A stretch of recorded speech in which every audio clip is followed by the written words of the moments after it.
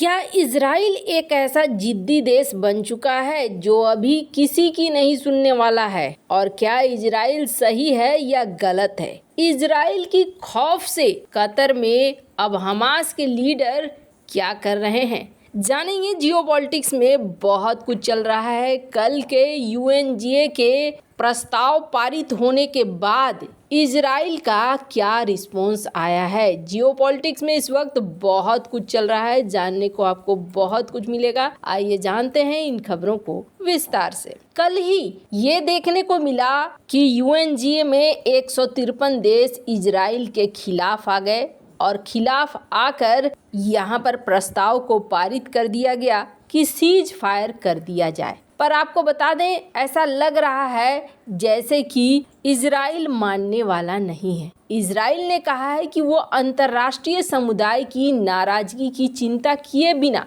Gaza में लड़ाई जारी रखेगा। इजराइल ने साफ कर दिया है कि उसका युद्ध विराम की तरफ जाने का कोई इरादा नहीं है, भले ही वो अंतर्राष्ट्रीय समर्थन खो दे। इजराइल की ओर से ये बयान ऐसे समय आया है जब गाजा में युद्ध रोकने का भारी दबाव है। गाजा में इजरायली सेना के हमले में आम लोगों की मौतों पर दुनिया भर में उसे आलोचना का सामना करना पड़ रहा है। इजराइल से लगातार युद्ध विराम की अपीलें भी दुनिया के अलग अलग देशों के नेता कर रहे हैं। यूएन महासभा में भी युद्ध विराम पर प्रस्ताव पारित हो गया है। हालांकि इजराइल ने युद्ध विराम की तरफ जाने से साफ इनकार कर दिया है। इजराइल के विदेश मंत्री हैं एली कोहेन। उन्होंने बुधवार को एक बार फिर से हमास को पूरी तरह से खत्म करने की बात दोहराई है। उन्होंने कहा है कि हमास की सैन्य और राजनीतिक पूरी तरह से खात्मे के बाद ही गाजा में लड़ाई रुकेगी। इससे पहले हम अपने अभियान को नहीं रोकेंगे। कोहेन ने कहा कि इस समय गाजा में युद्ध विराम के लिए राजी होने का मतलब हमास को एक गिफ्ट देना है।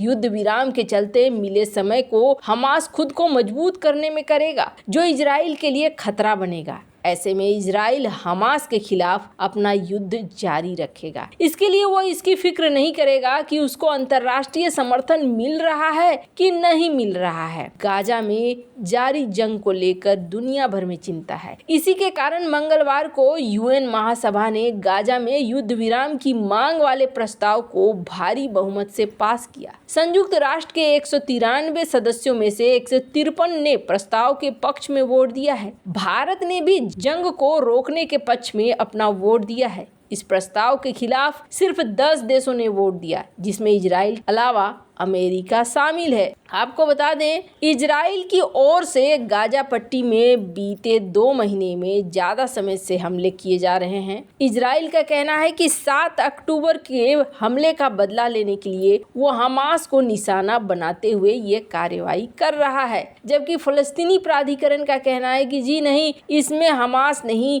बल्कि आम लोग मारे जा रहे हैं और ये इजराइल का सबसे गलत फैसला है। वैसे आपको बता दें, यहाँ इजराइल रुकने वाले मोड में नहीं दिख रहा है। अब तो जो बात हो रही थी कि फिर से मोसाद के चीफ को भेजा जाएगा कतर और वहां पर ये फिर से बात करेंगे, ऐसा भी देखने को मिल रहा है। वैसे आपको बता दें, कहा जा रहा है कि अमेरिका भी अब धीरे धीरे इजराइल के इस जिद्दीपन से थोड़ा परेशान होता हुआ दिख रहा है। वैसे आपको बता दें, भारत में नायोर गिलोन जो यहाँ पर राजदूत हैं, उन्होंने क्या कहा? उनका कहना है कि हम वो करते रहेंगे जो इस इजराइल के लिए ही नहीं बल्कि पूरी दुनिया के लिए बेहद जरूरी है। इन्होंने इन चीज़ों को जो चल रहा है उसे पूरी दुनिया से जोड़ा है। उनका कहना है कि अगर हम ऐसा नहीं करेंगे तो पूरी दुनिया में एक संदेश भी नहीं जाएगा और ये जो चैलेंज आज हम फेस कर रहे हैं,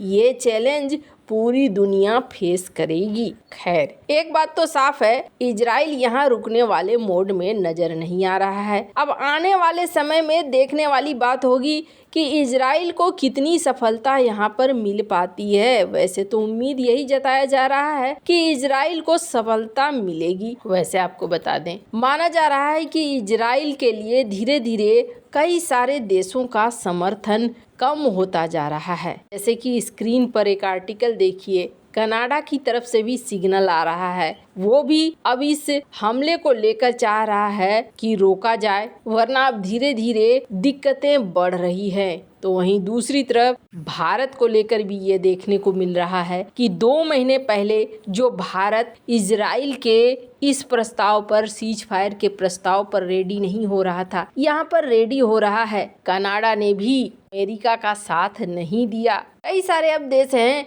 जो इस वक्त चाह रहे हैं कि इस मुद्दे को और ज्यादा न बढ़ाया जाए, पर इन सब के बीच में इजराइल के खौफ का असर देखिए, आपको असर देखकर आप चौंक जाएंगे। हालांकि इसके पीछे कुछ और भी वजहें शामिल हैं। जेरूसलम पोस्ट का एक खबर देख रहे हैं, हमास के नेता कतर को छोड़ रहे हैं और कतर को छोड़कर ये कहाँ जा रहे हैं किसी को कुछ पता नहीं है। कहा जा रहा है कि ये लीडर एक तो अपना फोन भी बंद कर रहे हैं। गाजा पट्टी पर इजराइल के जैसे जैसे हमले तेज होते जा रहे हैं, हमास के नेता कतर छोड़कर भाग रहे हैं। अभी तक ये साफ नहीं हो पाया है कि ये नेता कतर से बाहर कहाँ जा रहे हैं। हालांकि इतना जरूर बताया गया है कि कतर में इनकी जान को खतरा है। ऐसे में किसी सुरक्षित पनाहगाह की तलाश में ये नेता कतर से दूर जा रहे हैं। KAN के अरबी भाषा चैनल ने दोहा में सूत्रों के हवाले से मंगलवार शाम को बताया कि हमास के कई नेता अपने फोन बंद कर चुके हैं। वे न तो किसी के फोन कॉल को स्वीकार कर रहे हैं, न ही किसी के मैसेज का जवाब दे रहे हैं। इनके कतर से किसी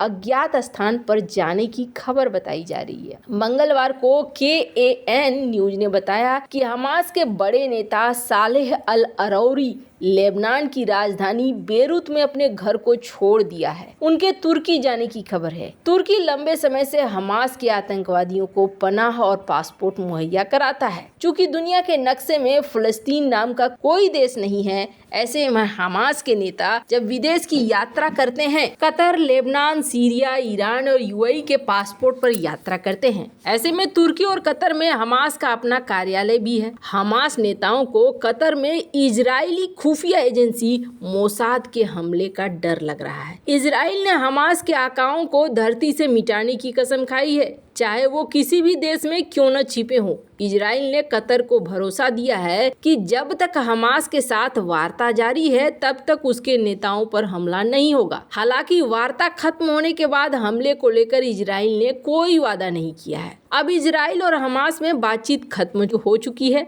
ऐसे में हमास को डर है कि इजराइल जल्द ही उन्हें निशाना बना सकता है। इजरायली खुफिया एजेंसी मोसाद विदेशों में टारगेट किलिंग करने और अपहरण के मामले में विश्व विख्यात। वैसे आपको बता दें, पॉलिटिको की एक खबर देख सकते हैं आप। माना जा रहा था कि वैसे भी अगर ये युद्ध विराम हो जाता है तो उसके बाद हमास को कहा जाएगा कि आप ऑफिस हटाओ कतर से, और इसके लिए अमेरिका का दबाव आएगा, ये माना जा रहा था। वैसे रिपब्लिकन पार्टी अमेरिका को बार बार कह रही थी कि कतर जो कर रहा है वो कतर के रूप को भी दुनिया के सामने ला रहा है, तो कतर के लिए भी अपनी इमेज बचानी बेहद जरूरी थी। वैसे आपको क्या लगता है इन सब मामले में, आपकी क्या राय है? कमेंट कर जरूर बताएं। जल्द मिलते हैं अगले वीडियो में नई खबर के साथ।